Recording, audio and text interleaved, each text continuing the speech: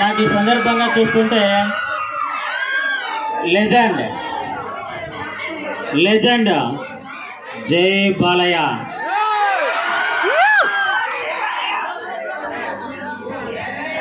మనల్ని కనడానికి అమ్మ కావాలి, కొనడానికి భార్య కావాలి, చేయి పట్టి నడిపించడానికి అక్క కావాలి, తిరగడానికి గర్ల్ ఫ్రెండ్ కావాలి.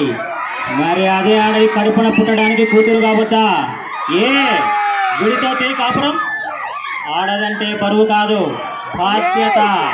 Even God must be born from mothers womb.